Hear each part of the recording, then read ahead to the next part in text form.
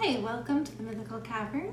I'm Erin, creator and owner of mythicalcavern.com, and please follow us on Instagram, Facebook, and visit our website at mythicalcavern.com for more information, and also please like, subscribe, and share our video on YouTube. So tonight is June 1st. It's Monday. It's Magical Monday. And we have taken a couple weeks off, but we are back here in the Mythical Cavern, ready to talk about June. And June is a really good month, especially for everything that's going on right now in America. So let's get started learning about June and the power of this month.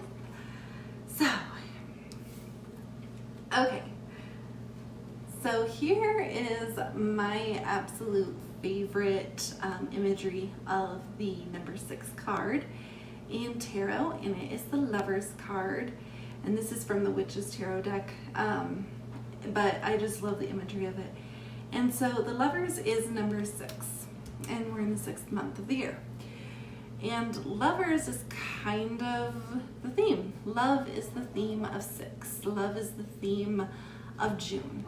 So just like in the tarot card where they are getting married with the blessing of the angel overlooking them, so this is also wedding month, and that is because in a few hundred years ago, when running water was not accessible and bathing was not a frequent thing, women would bathe usually around the 1st of the summer, which is Beltane or May 1st. That is known as the start of summer in pagan summer. And so around then is when they would bathe, is when people would bathe. And then they wouldn't bathe again until the end of summer.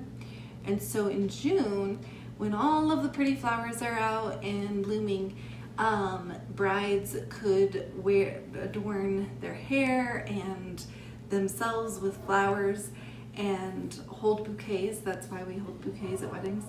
And so it would cover up the stench of their body odor because they hadn't bathed in like a month.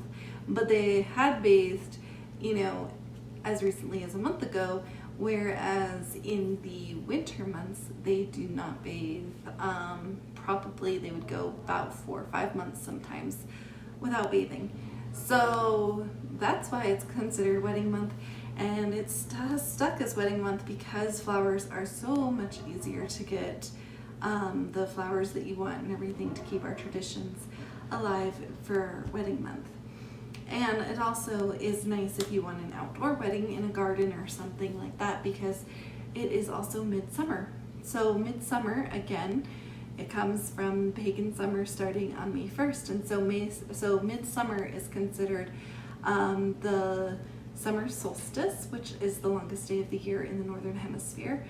And that is actually why A Midsummer Night's Dream from Shakespeare is about the summer solstice, and that's like has fairies in it, and that's obviously mythical creatures, and that's actually my favorite Shakespearean play. So it's about love, and we also start off in the zodiac with Gemini, which is the twins, and the yin and yang, and it's two people who have to rely on each other to form a bond, and that is love. That is what love is. And then in numerology, and this is my numerology book that I love, it's just very basic learning numerology. And so when you do for numerology, which we will get into in a few weeks, but you have what's called your 3 root numbers. And your 3 root numbers are based on either your date of birth and your name given at birth, and they create your root numbers, which are your destiny, your life purpose, and your day of birth. So those are your 3 root numbers, and they form this nice lovely triangle. And the number 6 is actually means love. Means that people who have a root number of 6 are compassionate, loving, responsible to their family and friends, and they have a calming influence on others. And also 6s are aligned with beauty, which goes with the whole flowers and loving month and wedding month and everything else. And so that is a little bit about the number 6.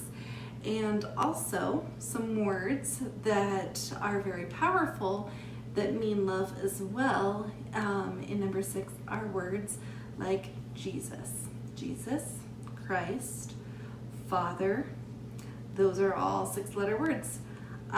Spirit is a 6-letter word. So like the Holy Spirit is a 6-letter word. And we also have and everybody says that they love the spirit of somebody. Like the spirit is what gives us our personalities and stuff. So the spirit is a 6-letter word. Buddha, 6-letter word. Allah, again. So there are, and Brahma, which is in ancient worlds, that is the creator of God, of the world, creator of all gods and demons and ancestors and men, is Brahma, and that's another 6-letter word. So and that's in Babylonian, and so as you can see, it's a very loving month, and it's my favorite month of the year because it is the month of love. Okay, so now we're gonna get a little bit deep again, and this is where I know that I might lose some people. But please hear me out, and remember that this is my belief, so I know that a lot of people aren't going to believe the same thing as me. But anyway, going back to our triangle here in our numerology book, right here. So like I said, we read about what the root number 6 means. If you have all 3 root numbers as 6, you have 666 in the Bible. 666 is known as the mark of the beast or mark of the devil. Going back to Revelations 13 in the New Testament. Okay, I am aware of that. However, theologists have looked into it, and scientists, and they also have discovered that if you take that 666 number, and as it's written in Hebrew, because it would translate to a name, numerical numbers, especially large numerical numbers, translate into names, and in Hebrew and ancient Greek. And so if you do that, it actually comes up with the name of Nero Caesar, who was the dictator at the time that Jesus was crucified. He was not a good man, and he was dictator around the time when the Revelations was written, actually. And so 666 could definitely mean the mark of the devil, and that's okay. But it also is a triangular number. So a triangular number means that it is a number that forms a perfect triangle. Like if I put little dots in, it would form a 36 triangle. So it would be a triangle of 36. So there'd be 36 dots down here. And so triangular numbers and 36 can also be significant, because theologists also think that Jesus died around the age of 36, and they also think that he died around between 32 and 36 AD. And so given that 666 could be the mark of the beast, as it's been translated, which is very likely, or it could represent Jesus himself. And there are some people and conspiracy theorists over the time who have thought that maybe Julius Caesar or Nero Caesar is Jesus Christ. That's maybe pushing it a little bit. But that is what I think may have been lost in translation, because if you think about lots of works, like Shakespearean works, like Midsummer Night's Dream, for instance, that we had talked about earlier, there are some little things, like political things, that get put into plays and books and stuff that don't carry over well into the future, because it's just not relevant to our world anymore. I mean, like, think of all these things. I mean, like, going back to our lovers and why it's wedding month in June, think about, you know, throwing it out, don't throw it out with the baby, like a quote like that. What does that mean? Well, it means that the babies were the last to bathe when you had your, you know, once every 6 month bath in the beginning of May. You would use the same water, and it would start with the head of the household, which was the man, and then the woman of the house, and then the children, and it would go in order of age. And so when they say don't throw it out with the baby, that's where quotes like that come from. So it doesn't translate now, because we all are fortunate enough to be able to bathe more frequently and, you know, have our own baths and whatnot. So anyway, so it could be just that it was lost in translation, and it could be 666 represents Jesus Christ, or it could represent evil. And it's up to you to decide which. I personally think that it's more in line with Jesus and stuff, because I don't believe that there is actual evil. And so that leads me to the next part of tonight that I wanted to touch base on, and that is about the events of the last week in America and the death of George Floyd. Okay, so in the last week, with the death of George Floyd last Monday and the riots and looting and everything going on, it's a hard time in America right now. And we also still have, of course, coronavirus going on a little bit still too. So there's a lot of pain and hurt in this country right now. And so using the month of love, that's what I want to think of. I want it to be about love, and I want you to know that at Mythical Cavern, we're not judgmental of anyone. We accept everybody, because that's what we're about. It's a place of peace. It's a place of accepting everybody, no matter what. I don't care what your skin color is. I don't care what your sexual preference is. I don't care what your gender is. I don't care what your religion, political. I don't care anything about that. I do touch base a lot on Christianity faith, because that's what I was raised in. I was raised in Christianity faith with an emphasis on like pagan and Wiccan and stuff. So that's what I know. But I also know that there are other words that mean love. I know that every religion believes in at least one God, if not multiple gods. And so it doesn't matter. God plus men is a 6-letter. Those are 6 letters. You know, God plus men equals 6-letter words. Because those are 3-letter words each. And so that is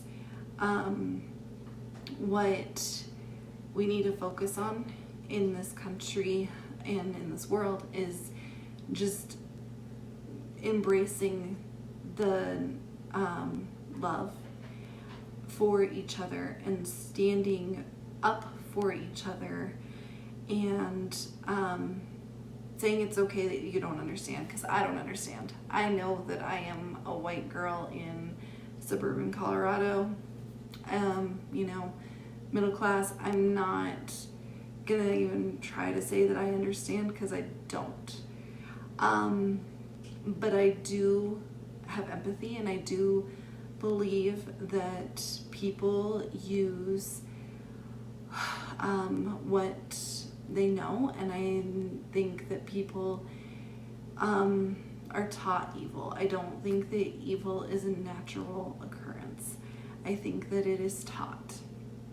I think that it's people miscalculating their intuition. So just like we've talked about several times here at Mythical Cavern, our intuition is changing our environment to protect our nature. And when people do evil things, I think that they are just acting on what they feel is right in that moment, and they don't think it through. So the other part of listening to your intuition is you need to think it through. I mean, you may have a split-second decision, and maybe there is something about someone's appearance or something that just feels off to you. And that's okay. I mean, to have a feeling like that, because you don't know what's causing that feeling. But it could have been something you ate and it's just hitting you now. Who knows? Maybe your orange chakra is just a little bit off. So, but you're reading it as butterflies of intuition. So in those circumstances, you do what is best for you. What was best in that situation last week with George Floyd was definitely not to kill him. Why physical force is used, I don't know. I don't understand. I think that officer was, obviously not in a sane mind. The other officers, who knows what they were thinking at the time, they didn't step in. The people filming didn't step in. Nobody stepped in because there was that fear, because we are at a flight or fight, which is also intuition, because that's what we're trained to do. We're trained to either fight or flight. So either leave or jump in. People are scared to jump in. People are not scared to riot right now. People are not scared to go and loot. And that's not okay, but it's understandable that people are angry, and that's just how they are feeling, expresses their emotions the best.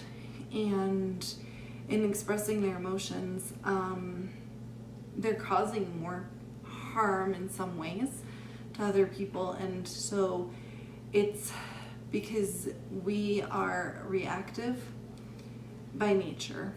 That is a nature thing. Every living creature are reactive. We are not active.